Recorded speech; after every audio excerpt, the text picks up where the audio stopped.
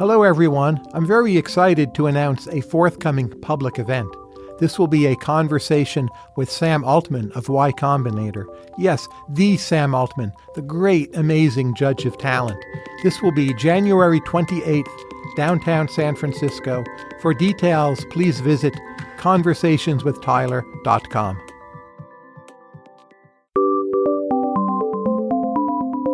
Conversations with Tyler is produced by the Mercatus Center at George Mason University, bridging the gap between academic ideas and real-world problems. Learn more at mercatus.org.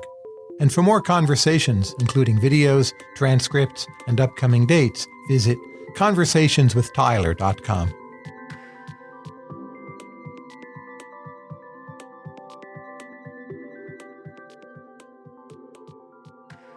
Today I am here with Rebecca Kukla, who is a professor of philosophy and a senior research scholar in the Kennedy Institute of Ethics at Georgetown. She has formal academic training not only in philosophy, but also in geography, health policy, wine, classical ballet, and she competes as a nationally sanctioned amateur in powerlifting and boxing.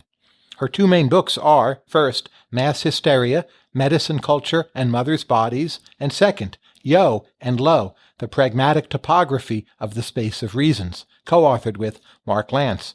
She has a forthcoming book, City Living, How Urban Spaces and Urban Dwellers Make One Another, coming out from Oxford University Press. And overall, her main areas of research expertise are social epistemology, philosophy of language, applied philosophy of science, bioethics, and feminist and anti-oppressive thought. Rebecca, welcome. Thank you for having me. Let me start with a very simple question about feminism.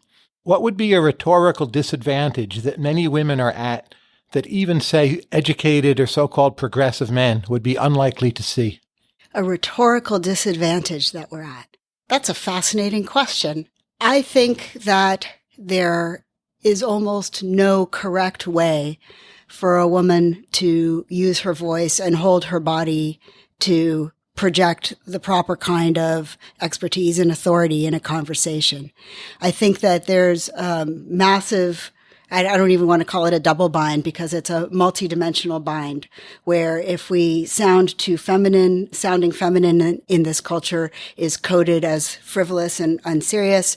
If we sound too unfeminine, then we sound like we are violating gender norms or like we are unpleasant or trying to be like a man. I think that almost any way in which we position ourselves, if we try to be polite and make nice, then we come off as weak. If we don't make nice, then we're held to a higher standard for our appropriate behavior than men are. I think there's almost no way we can position ourselves so that we sound as experts. So oftentimes the content of our words matters less than our embodied presentation as a woman. And do you think there's a rhetorical disadvantage that even most women or educated women would be unlikely to see? You mean that they would be unlikely to see about themselves, right? Like correct. Not just about other women. Right. Yeah, I actually think that everything I just said holds just as much or almost as much for women as for men. I think we're all trained up really early, regardless of our own gender. We're all trained up extremely early on hearing male voices as authoritative and seeing masculine self-presentations as authoritative. And so we don't see them as authoritative in women either, whether or not we are women. It was actually a real eye-opener for me. You know, a lot of times women will get advice to do things like not uptalk, where you end your comment with what sounds like a question, right? That's uptalking, and women do it more than men do. And we're told that it sounds weak and open-ended, or we're told not to talk in a high voice because high voices are coded as non-authoritative and unserious. And I sort of accepted all that advice until somebody pointed out to me one day that the prior question is, why do we hear high as less serious than low, right? Before we even get to that point, why do high voices sound unserious to us? And why does uptalking sound unserious to us?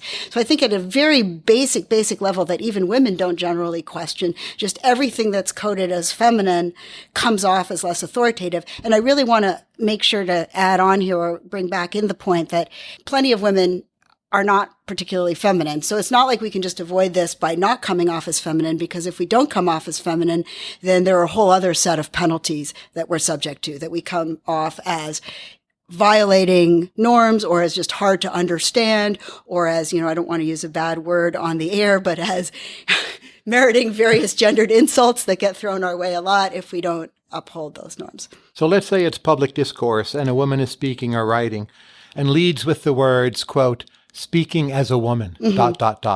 You as a philosopher, when is this a valid way to introduce a point and when is it not? It's a fantastic question, and there are so many levels of complexity in how to answer it. I'm trying to choose. So I think that, is it okay if I sort of wind back and go back 20 years and then make my way back to the question?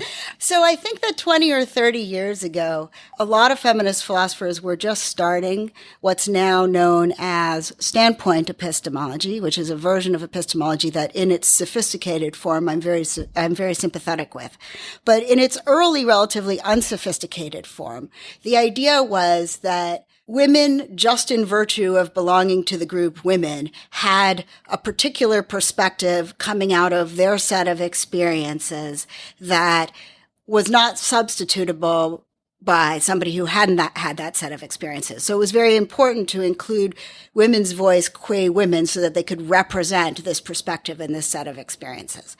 I think that over the years, the idea that there is a thing, no matter how much you pare back, that there is a thing that is women's common experiences or women's common perspective has become increasingly debunked, including among feminists. Almost nobody would stand up for that anymore. Everybody understands that every woman is different and that women's experience are inflected by their race, class, body shape, ability level, age, region of the country, just innumerable details that are going to intersect with and shape their experience. So there isn't such a thing as the woman's perspective. So you might think that that means that there's never a point to saying speaking as a woman, blah, blah, blah, because you can never speak for women, so why speak as a woman? But I do think that there are times where a conversation is going on in a way that universalizes a male positioning, and it helps to intrude into that conversation and say, look, there are other people in the room who don't have the position that you are presuming.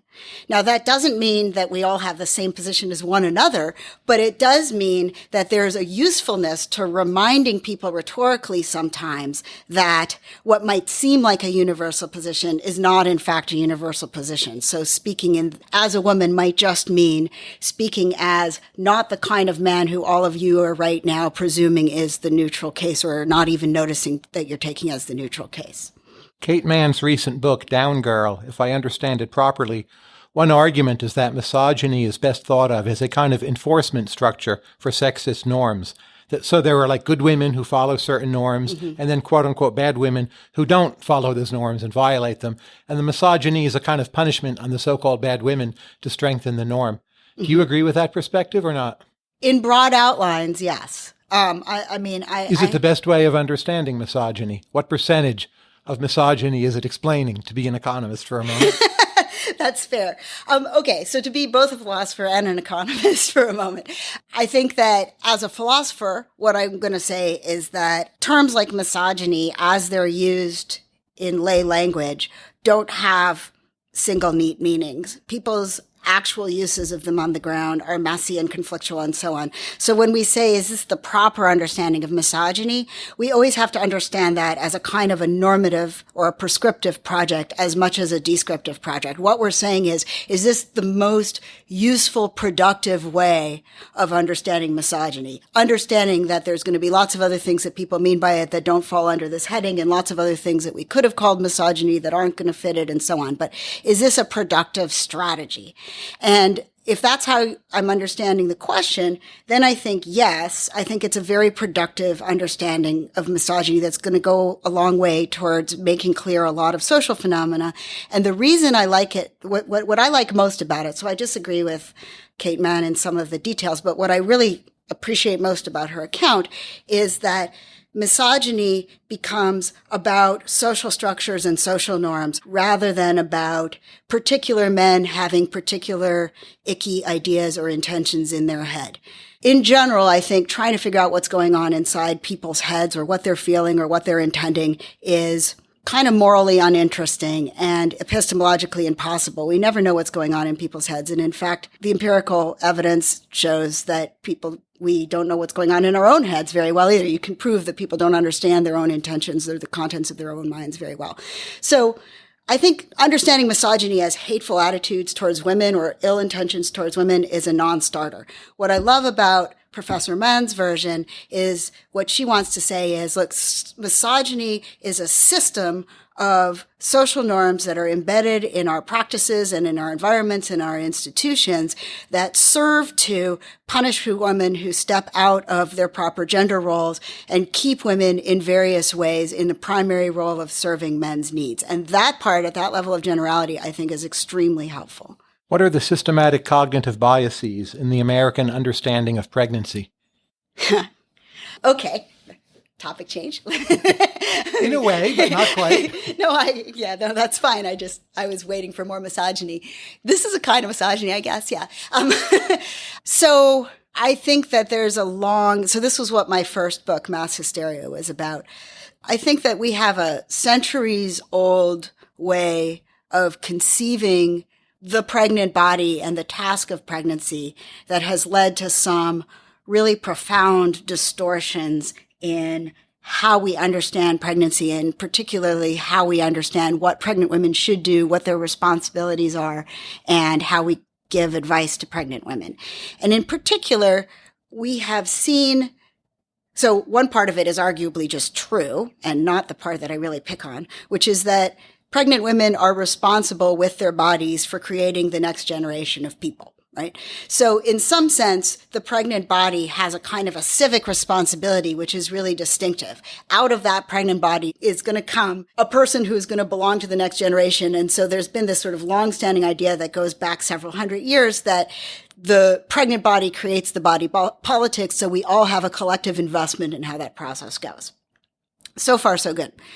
At the same time, though, pregnant women's bodies have been seen as profoundly untrustworthy, I think because women's bodies have been seen as profoundly untrustworthy, right? Women have been seen as easily swayed by hormones and emotions, as fragile, as easy to tempt into various kinds of bad behaviors, as not really understanding science very well, so as not knowing how to regulate their bodies, as being undisciplined, and so on.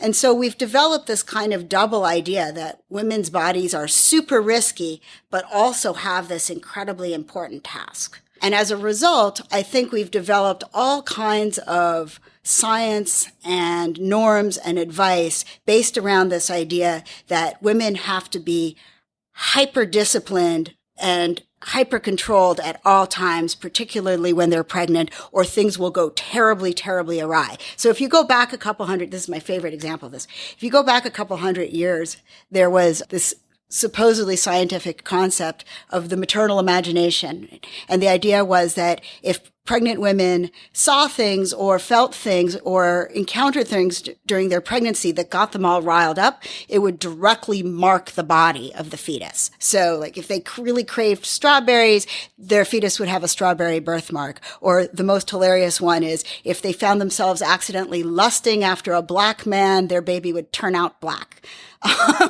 So there was this idea that we had to like completely control women's environments and keep them in a nice, calm, low stimulation environment throughout their pregnancy so that they didn't destroy their fetus because they were so weak and prone to these things. I think this, even though very few people would claim that directly anymore, that mentality continues now, right? There's this idea that pregnant women can't get too emotional or the stress will destroy their fetus, or they can't eat too much, or they're going to turn their fetus into a future obese person. It's a whole other conversation. Or they can't, they're supposed to regulate how much sex they have, when they have sex, what they eat, what they breathe, what they wear. There's this wonderful quote in a famous pregnancy book that says, with every single bite that you put in your mouth, you should be asking yourself, does this bite help my baby, or am I just doing it for my own selfish ends? So there's this idea like literally each time you put a piece of food in you, you're supposed to be self-regulating.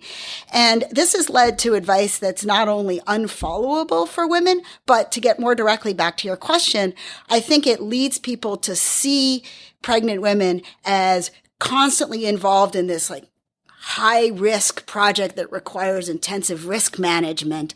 And this has led to all kinds of unfollowable advice and bad science. And just guilt, right? And guilt. enormous guilt, because it's impossible. Because if you were to follow all these prescriptions at once, you would have to just like not leave your room. And then you would be accused of not getting enough exercise and harming your baby that way. So, I mean, you literally can't do all the things that you're supposed to do at the same time. So it leads to advice that is over-disciplinary and is punitive, but is also just scientifically not grounded in the facts. It's based in this mythology that women have this pure, perfect being in them, but they're likely to wreck that being at every moment, and their job is to bring risk down to zero despite their dangerous bodies. The women who don't breastfeed, why don't they, and how rational a decision is that? Well, it depends where they are and who they are to a large extent. There's a huge worldwide emphasis on trying to get women to, as they put it, exclusively breastfeed, as in no bottles, nothing other than breast milk. Sometimes the advice is a year, sometimes the advice is 2 years. If you live in a developed country with decent medical care and a clean water supply, there's not really any interesting evidence that breastfeeding benefits your baby certainly not after the first few weeks, but maybe not even after the first few days. There is pretty good evidence that those first few days of colostrum have a good immune effect, even on babies who are in otherwise privileged situations. So I think that women who manage to get a few days of breast milk into their baby, if they live in a developed country, have done everything from the point of view of helping their baby that they need to do. And after that, it should just be a matter of whatever works for their lifestyle. Of course, on the other hand, if you're in a developing country with a poor water supply and formula that you make based on the water is going to be dangerous and formula is expensive and so forth, then compromising your ability to breastfeed by bottle supplementation may in fact be a really bad choice, because if you stop being able to breastfeed, you're going to be stuck doing this much more expensive, riskier thing that you might not be in a financial or physical position to do safely. So I think there are good reasons to encourage breastfeeding and to fight back against the marketing of formula in precarious developing world countries, but really no reason here. Now, as to why women here don't breastfeed, when they don't, it heavily tracks race. It heavily tracks class. To me, the most obvious, overwhelming reason why women in the United States often don't breastfeed is that we have 6 weeks of unpaid leave and no further maternity leave. So it's just literally physically hard to do. We're getting better, but aren't that great at giving women safe spaces to breastfeed. You know, it's wonderful that there's been a movement to let women breastfeed in public, but honestly, a lot of women don't want to breastfeed in public because it's stressful and it's awkward and they don't want to do that. And so giving women more spaces to do it, giving them more privacy, giving them more time off work would, I think, be the main things that would increase breastfeeding rates. I think the really important point about breastfeeding in this American context is every woman has already gotten the message over and over and over again that breastfeeding is better for their baby. They know that already. So trying to guilt them into it or give them that message over and over again is pointless and guilt-inducing. If they're not breastfeeding, it's because there are other barriers that are making it hard for them to do. And the fact of the matter is, they're harming their baby virtually zero by not breastfeeding. And in fact, if they breastfed a little at the beginning, they're arguably harming their baby zero. So our approach should be the twin approach of supporting breastfeeding better and then leaving women alone when they choose not to do it for whatever reason or can't do it for whatever reason. Let's try a few questions about philosophy as a field. What's most boring about philosophy as a field?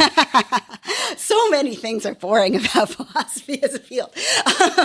What's most boring about philosophy as a field? So philosophy is changing really, really fast, but sometimes I have to remind myself that it's not changing as fast as I think it is because I'm in something of a philosophy sub-bubble.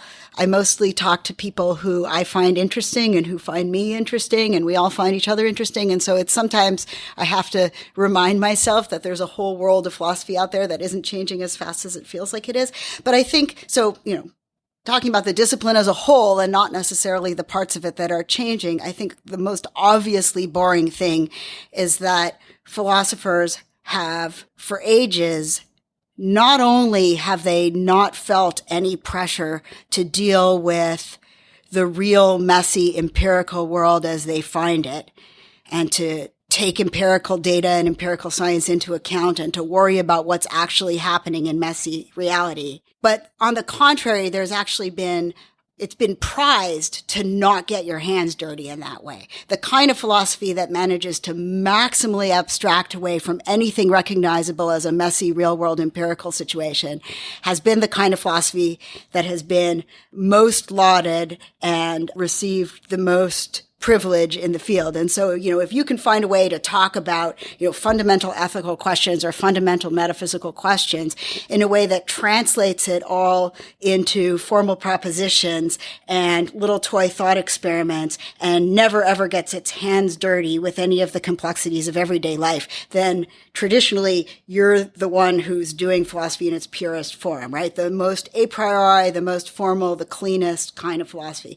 People who do that kind of philosophy congratulate themselves regularly about how clear they are.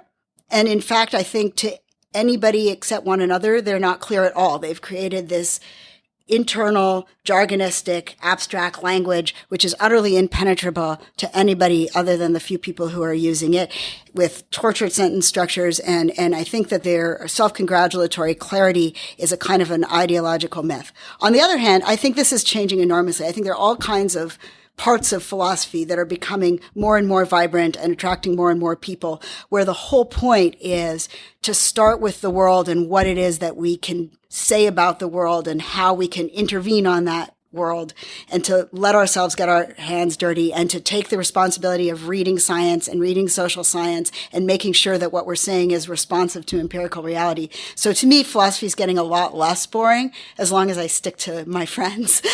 Should there be more cursing in philosophy? So if yo and lo are meaningful expressions, what about curse words?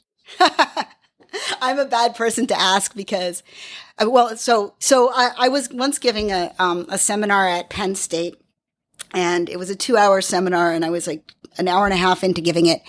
And because I thought that I wanted to be this very responsible person, I turned to the people in the room and I said, I don't know what the norms are here. Would it be okay if I said the F word? Except I didn't say the F word. I actually said the F word. That's almost not even a curse word Yeah, anymore. right. That's exactly. The funny thing. And the room cracked up, and I didn't understand why they were laughing. And finally somebody said, "Oh, well, you've already dropped it like 12 times. You just didn't notice." I'm a bad person to ask about profanity because I use profanity so constantly and fluently and automatically that I often don't notice when I'm using it. However, to take your question more seriously, yes, I think that, let me try to give you a more serious philosophy answer. One of my main interests and one of my longest standing research programs, as you hinted, is in speech act theory, right? In thinking about language, not in terms of what particular words mean, not in terms of their semantics, but instead thinking about what philosophers call the pragmatics of language, namely, what do particular acts of speaking actually do? How are they interventions on the world, right? So simple examples of speech act theory is that assertions and imperatives do different things. If I assert something to you, I've now tried to transmit a piece of information. But if I issue an imperative, I've now tried to transmit to you an obligation. I'm trying to make you do something, which is just a different act, right? Or if I warn you, that's a different kind of act again. If I name you, that's a completely different kind of act. So I think that cursing and profanity is a whole domain of speech acts that has all kinds of interesting and subtle social effects that just can't be substituted for by non-curse words. You can take the curse words out, but then you have lessened the performative and pragmatic power of our language. And different curse words used in different ways have really different kinds of effects. And those effects can be, anything, any kind of speech act can be misused or used well. So yes, profanity can be used to harm and to pointlessly offend or to lessen a conversation, but it can also be used strategically to carry out all kinds of social functions and shifts in social space that we just can't substitute with other words, even if those words have the same meaning, because even if they have the same meaning, their pragmatic force isn't the same. So to me, cursing is a rich toolbox. I try with dubious success not to overuse it, but it's a toolbox that I'm not willing to give up. And I think that more and more philosophers would probably agree with that. There's more and more work on profanity, taking it as a serious philosophical topic, which I'm excited to see. Anecdotally, it's often suggested that there's more sexual harassment in philosophy than many other areas of academia. Mm-hmm. Do you agree? And if so, what's the sociological reason why this is the case? Yeah. I would be really careful before saying whether I agree or not, because I'm only in philosophy and I don't know how people are making those comparisons. Well, I'm not in philosophy. No, and right, anecdotally, it seems true to me that there's much more in philosophy than economics. I mean, anecdotally, we've certainly had more than our share of stories and scandals, right? And it's very hard to know if that's because we have more sexual harassment or if that's because we're more interested right now in reporting it, like if our little Me Too movement started earlier than in other fields. Or there may be lower monetary rewards to good behavior. Yeah, so right. If you're an economist and you stay out of scandal, you can That's a perhaps great earn more point. money than a philosopher could. That's actually a great point. Yeah, I mean, there hasn't, yes, the incentive structure has been very messed up about all of this. And so, yeah, I just don't know if it's that we have more of it or if it's that the culture around reporting it and gossiping about it is more. But in a way, it doesn't matter, right? Because we have a lot of it, which is really your point. So the comparative doesn't matter. I mean, why do we have a lot of it? Philosophy is a dramatically less gender balanced field than any of the other social sciences or humanities, and then most of the STEM fields. The numbers in philosophy are pretty dire, but what's most interesting about them is that as feminist philosophy has been on the rise and as consciousness about gender issues in the academy has been on the rise, our numbers haven't changed all that much. If you go back and look like 30 years or 50 years even, the percentage of women who, say, make full professor, for instance, is not that different than it's ever been. There are more female graduate students now, but how that translates into changing the discipline is unclear. So, I mean, I think part of it is just the very boring fact that it's a male-dominated field, right? And male-dominated fields are likely to have more sexual harassment, it seems to me, because there's more of that male culture that's unchecked. I do think also that, and I want to say publicly that not all departments are like this, and my department at Georgetown is very much not like this, so I don't want this to be heard as about my department. But I do think in many departments in philosophy, there's a kind of a guru culture that goes on, where there are people at the top of the field, the big stars of the department, who are usually male just statistically for the reasons I said, who have more power than they even understand that they have, and everybody feels a very deep need to please them and do what they say, and so on. And so the power relations, the whole power setup is just ripe for exploitation. There was just a case that I'm sure you heard about that was not in philosophy, despite the fact that it keeps being reported as if it was in philosophy, where it was a woman who had that star status, Vita Ronell, yes. And she was the one who was grotesquely harassing her students and using her status as the kind of guru star of the department to do it. So I don't even think that it's just men who exploit that position. But I do think that in philosophy, it's mostly men who are in a position to do that to start with. Ultimately, I don't have a really deep explanation for why we have so many scandals, but it is depressing. I mean, I've just found out again and again that even departments that I thought were functional, when you really start talking to people, and especially when you really start talking to graduate students who are not men, you find out more and more depressing stories about just how willing people are to exploit their positions in the department. I mean, I think that in departments that have graduate students, I mean, it's just such a weird relationship already, right? It's an adult supervising another adult. The second adult tends to be younger, but they're an adult.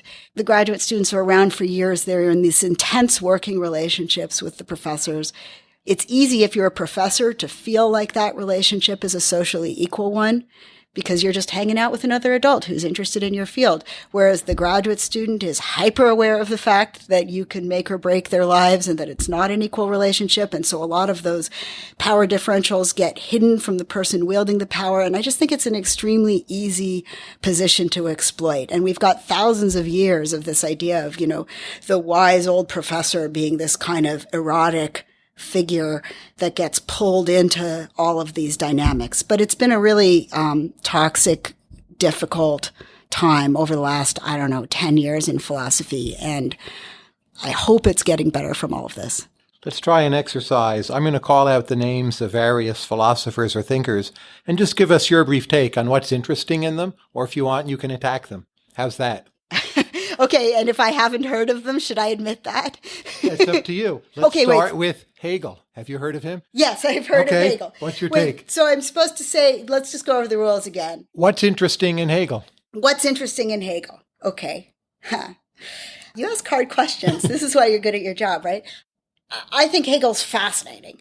And I think the main idea in Hegel that is fascinating is that any cultural moment or a set of ideas or set of practices is always internally contradictory in ways it doesn't notice, that there are tensions built into it, and that what happens over time is that those tensions bubble up to the surface, and in the course of trying to resolve themselves, they create something newer and better and smarter that incorporates both of the original sides. That was a much more Hegelian way of putting it than I wanted it to come out. But basically the idea that going out and looking for consistency in the world is hopeless. Instead, what we should do is figure out how the contradictions in the world are themselves productive and push history forward and push ideas forward is what I take to be the key interesting Hegelian idea.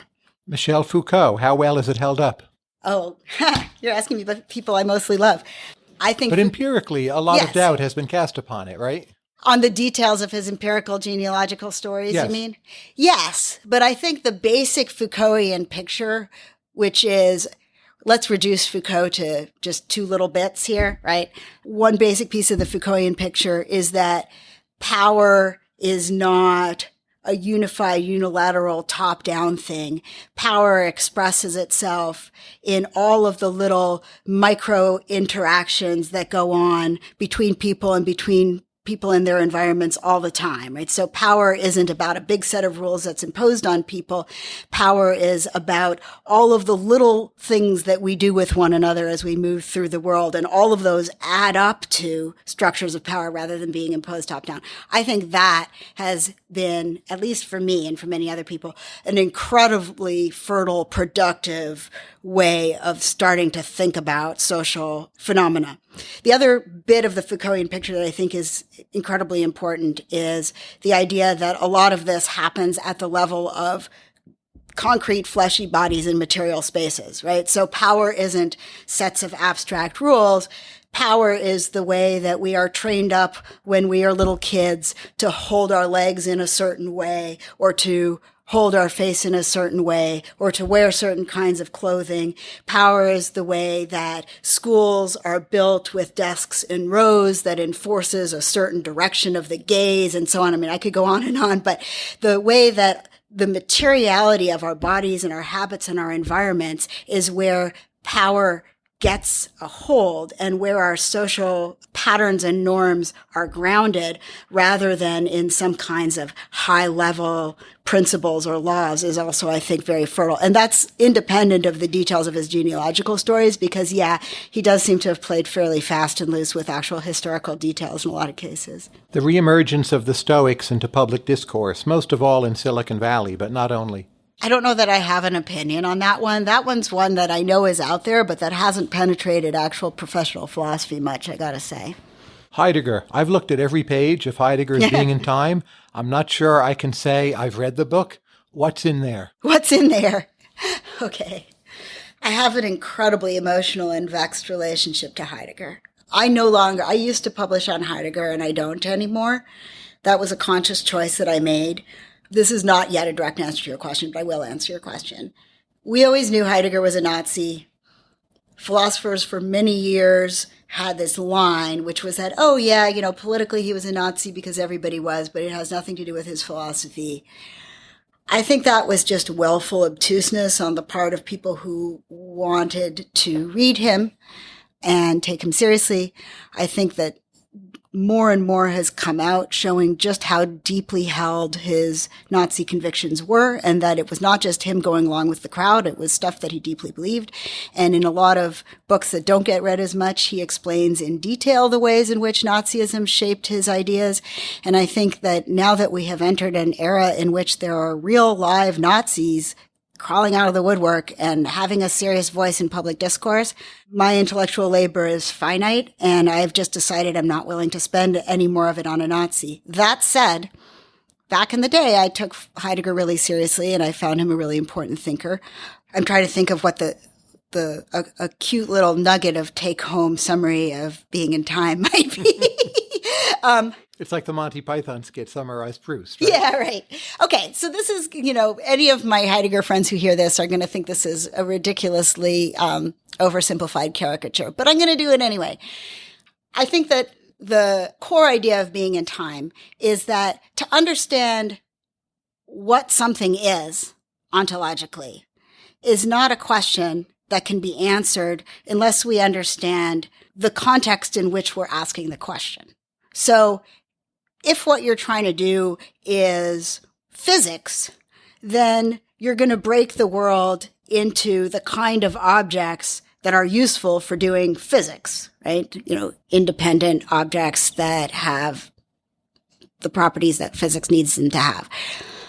If what you're trying to do is, to use a very Heideggerian example, like, build a chair, then you're not going to break the world into the objects of physics. You're going to break the world into the tools that would be useful for you to build a chair, right? So you're going to think of the world in terms of things like hammers and saws and nails, and you're not going to care that much what the physical structure of the hammer is. What you're going to care about is that the hammer is a good thing to use for making a chair at this moment, for banging in a nail.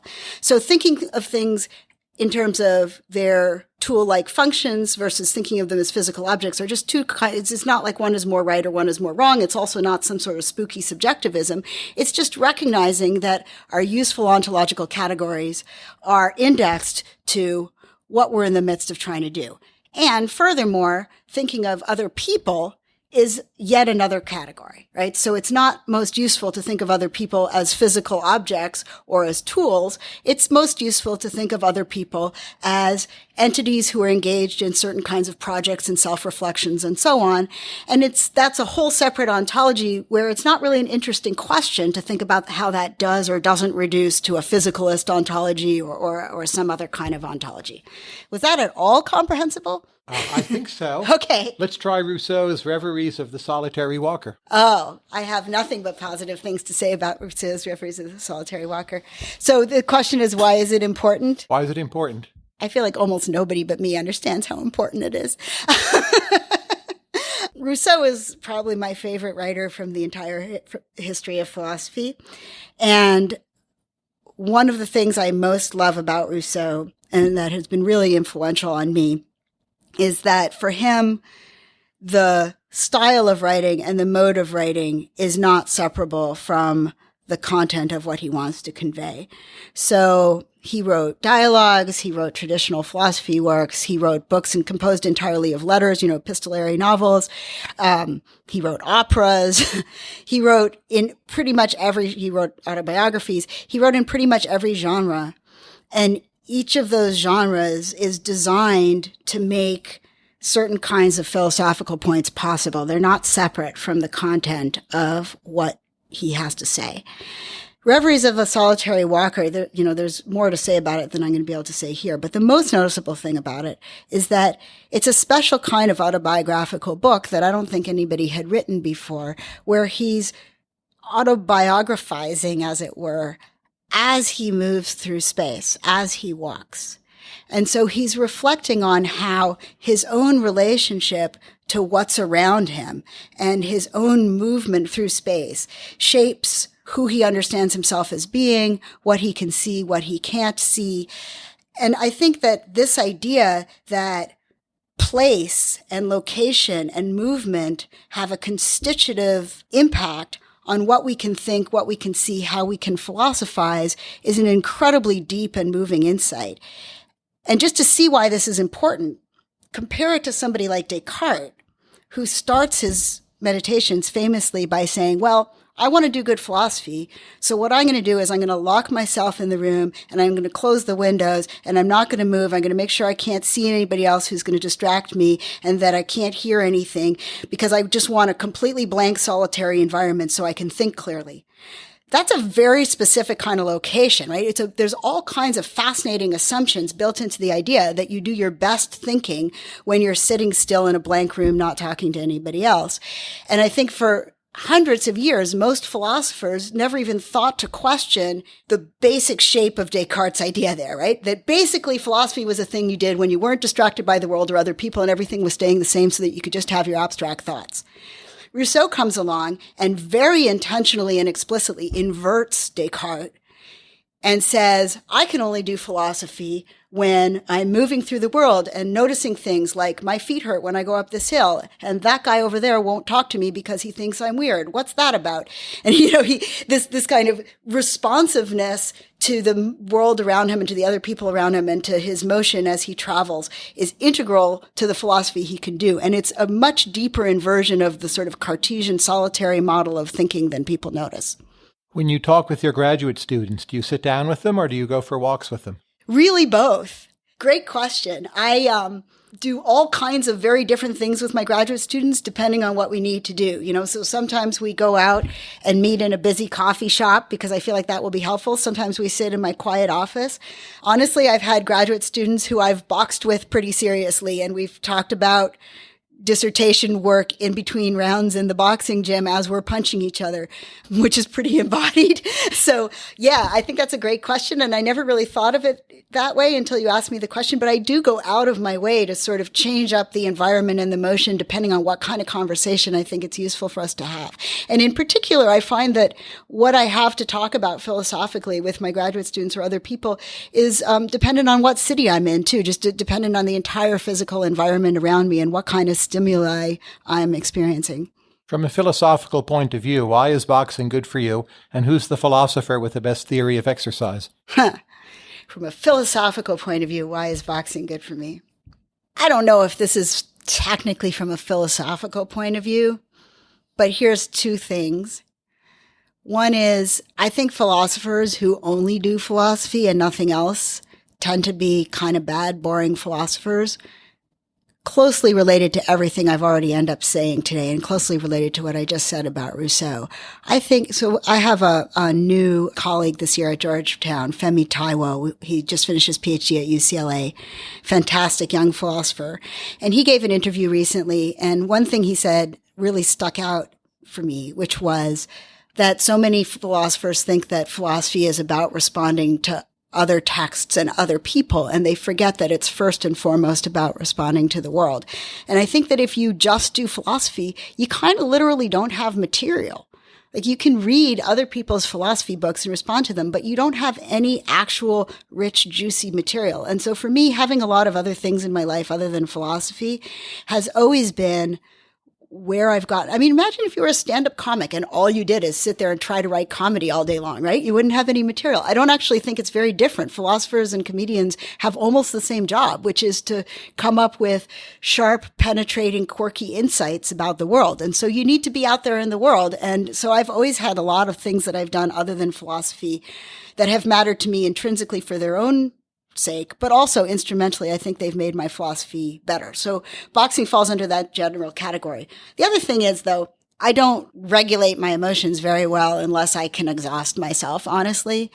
And I write better and work better and think better, and I'm a calmer and more level-headed and smarter person if I have managed to get out my rather large amount of energy and aggression. And so it's extremely helpful for me to sort of exhaust myself in the ring many times a week in order to do the rest of what I'm supposed to do.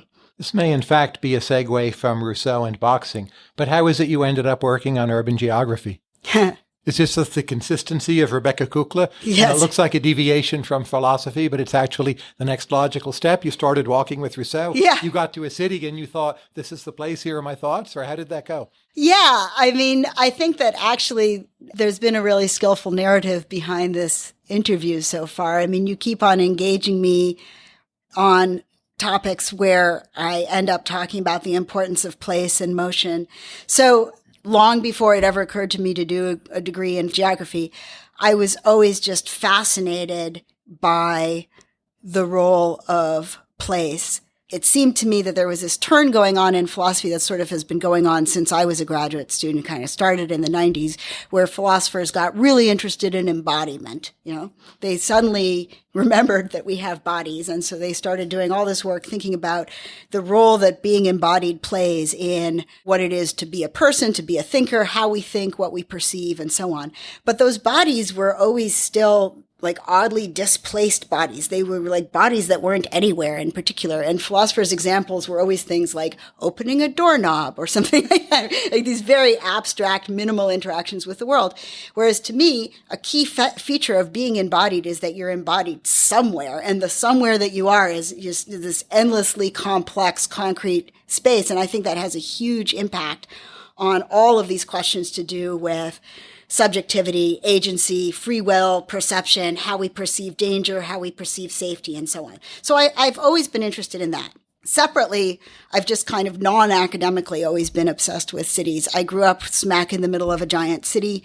I loved it. It gave me freedom. I started exploring it very young. And this is Toronto, right? Yeah, this is Toronto. I grew up smack in the middle of Toronto, which was a very, usable city for a young kid. And completely non-academically, exploring cities, eating in cities, getting to know cities has been my favorite thing to do for as long as I can remember. Just walking for hours and hours and hours in cities. There's just really nothing that I would prefer to do than that.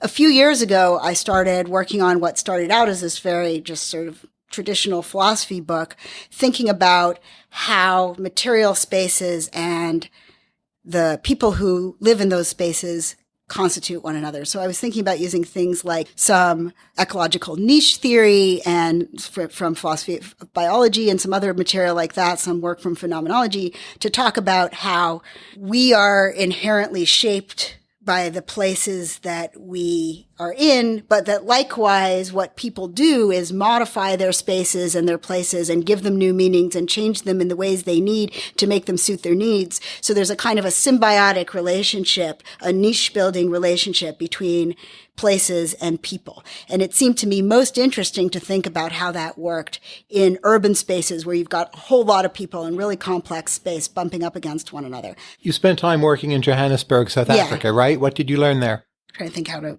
boil it down to a single answer there. At the philosophical level, obviously you learned facts about South Africa, right? No, I understand. South Africa, so the reason I was studying South Africa in particular is because through my geographic work, I've been studying what I call repurposed cities, which are cities that were very definitively built materially to support a particular social and economic and political regime that keeps people separated in various ways and flowing in various ways and so on. And then my question is, well, when that regime ends kind of abruptly and the city gets filled up with new people living in new ways that aren't suited to that material form, how does that thing I was just talking about happen, right? How do they rejig and remake their space to make it suit them? And conversely, how does this old found space shape what they can do with it? So I was interested in Johannesburg as a post-apartheid city and trying to figure out, almost nobody, Johannesburg is mostly an immigrant city now. It's a very small percentage of the people who live there are South African. It's flooded with all kinds of people from all over Africa who are not who the city was built to house. And so it's got to repurpose itself in this very rapid, dramatic way. I guess if I had to take a philosophical punchline out of that experience, it's that apartheid was a system of top-down segregation and division and surveillance.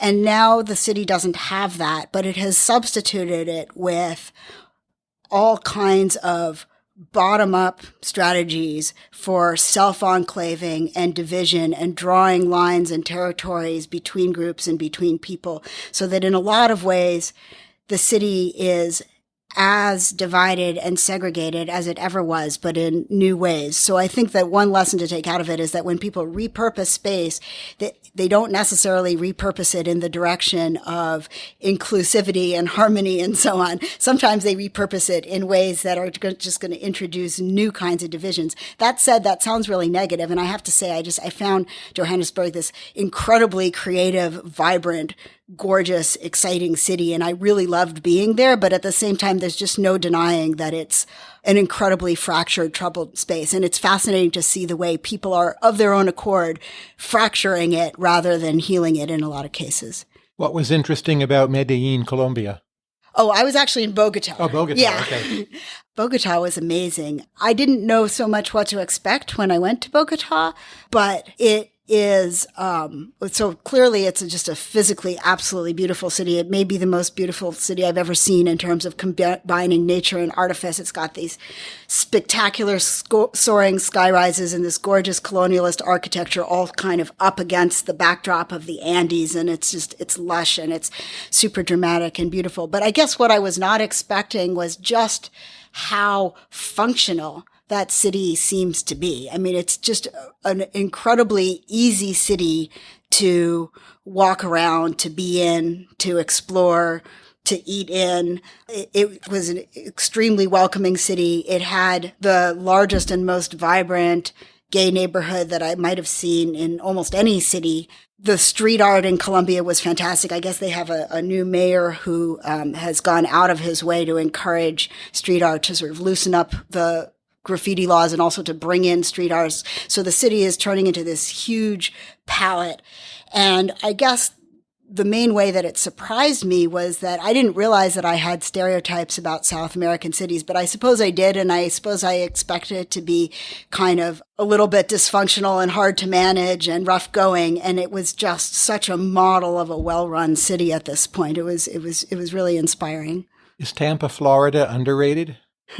Yes, it's certainly underrated. Tampa's another really complicated city. So I lived there for several years. I think a lot of people go to Tampa and they either go there for business and end up in the suburbs at these sort of corporate business parks that are terrible, or they have, retired relatives around there who are living in gated communities that are terrible, or they go to the beach, which is whatever it is. It's the same as the beach everywhere in this country. But if you actually go into the center of Tampa, into inner city Tampa, it's an incredibly distinctive city. It has a long history as a center of labor activism. It's incredibly racially diverse. It was a place where, it was a cigar city originally, and it's filled with Cubans and Central Americans and Caribbeans and also Romanians and Jews and Italians and Spanish folks. And they all came together and they all created this kind of distinctive Tampa culture that actually really has its own food and its own music, which is just a mixture of all of these things. And when you're in the middle of Tampa, you almost feel like you're in a different country. I mean, it's so lush and it's so weird and it's so not organized. There's almost no city planning there whatsoever. So you're in this city and you're, in the middle of a business district, but there will be chickens walking by and there'll be like water birds wandering across your path and there'll be geckos climbing up things. And it's all very tropical and exotic and evocative. And at the same time, it has this really vibrant culture on the ground that almost nobody knows about, because when they think of Tampa, they just think of this sort of bland city that you get around the edges. So I think not only is it underrated, but it's really kind of hidden and underexplored. It's one of the few spots in the States that I feel it has not really been mined yet compared to other urban areas. How do you figure out where to eat in Washington, D.C., where you live? How do I figure out where to eat here? What's your model of the process of where good places are distributed? So I live right in the middle of D.C., not in the suburbs. And I actually find D.C. proper a totally fine but not especially inspiring place to find food. There's a lot of very medium food in D.C. D.C.'s an interesting city because most of the interesting food is way out in the suburbs. I don't drive, and so for me to get out to the suburbs, it's a whole project. But really, if I want good food, that's what I need to do. I think that in the city of D.C. itself, there's so much pressure to cater to the common denominator because mostly you have people having meetings, constantly having meetings, right? And they're meetings where nobody wants to offend anybody else because they're trying to make a political deal or they're trying to settle a case or it's whatever it is. And so they want the food to sort of be adequate and respectable, but intrude minimally into their experience. And if you want to find good food, you have to get away from all the meetings and you have to get out into the smaller ethnic enclaves in the suburbs. And then, I mean, I'm not sure how much you want me to say about my process of finding food, but for me, it's this really complicated balance of reading user reviews, knowing which user reviews, I have a good sense for which ones should be written off as ignorable and which ones are worthwhile. I find that places that have too many user reviews are usually bland, and places that have too few are not as good of a bet. So you want to maximize the right number of user reviews of the right kind, and you want to make sure that the food is appropriate to the ecology of the neighborhood it's in, right? That it's not, an Ethiopian restaurant in a Thai neighborhood or whatever it may be. Those are less likely to be good. So yeah, it's a complicated calculus for me, but I find eating in DC itself just fine. But I get more excited when I get to eat in other places. Let's try a question about game theory. How well would polyamory work if everyone did it? Would it work better or worse compared to now, where a relatively smaller number of people are doing it? So I know that as an economist, you don't want me to introduce extra assumptions, but I feel like I need to. So you'd have a thicker market, right? Yeah. But you might have less informed or less well-specialized people doing it. And which of those is more important? Yeah. So, I think one of the reasons right now why polyamory works very well for a lot of the people who do it is, and this is directly addressing what I think you're getting at, is because since it's a small, non-standard community, people really, in order to make it work, they have to do a lot of critical self-reflection, studying to figure out what the norms should be. You can't just fall into polyamory right now. If you're going to do it, you have to explicitly sit there and think, what am I trying to get out of this? And then you have to explicitly negotiate with partners and future partners. What are our shared norms? What are our expectations? Nothing can just be taken for granted the way it can for, traditional heterosexual, monogamous or purportedly monogamous relationships. I think that for most straight monogamous people, there's very little thinking about what their, fundamental relationship and sexual values and norms are and what their boundaries are. They just sort of go with the flow, or, to get back to your Heidegger would say, they just find themselves thrown. They just find themselves in the midst of the norms and carry on. So your question about scaling, it super depends on how it's scaled, right? If it became a thing that everybody did, and in the meantime, what had built up and become just the unreflective norm were a bunch of, crappy, misogynist, exploitative practices, then it would be worse. If it scaled up, and it scaled up in such a way that the unreflective, widespread norms were better and thoughtful and more enlightened, then it would be better. So I don't have an in principle question to whether scaling would make it better or worse. To me, it's all about how those norms would end up developing organically and through reflection and discussion, and what kind of sexual ecology we would end up with. I think the sexual ecology we have right now in the broader culture is pretty messed up in a lot of ways. We could end up with a better one, or we could end up with one that recreated a lot of those forms of being messed up and just turned out to be exploitative. It's very hard to guess in advance. In some game theoretic models, having groups of 3 people is especially destabilizing. In 4, 5, 6 people, you can have more cooperative outcomes. Yeah. Do you agree with that or not? Yeah, intuitively, that feels right to me. You mean with respect to relationships and sexual ecologies? Yeah, I think 3 is hard. So this is my completely anecdotal, unscientific response. I think 3 is hard to make work. Yeah. Because, you always have an odd number, and each person is a third of the whole dynamic. So there's nothing like, major majorities that can be taken into account. Yeah, it's tricky. 2 last questions. First, What was it like having dinner with Bernie Sanders? It was a really long time ago, and I was really young, and it was really fun. So this was when he was a congressman in Vermont, and he had this adorable series. He loved academics, and so he would just have these dinners with academics where he just wanted people to come and have dinner and say interesting things near him. And my overwhelming impression of him was at that point, and this is 25 years ago, that he was just incredibly approachable and genuine. He was doing this because he just really liked the company of academics and didn't get it very often.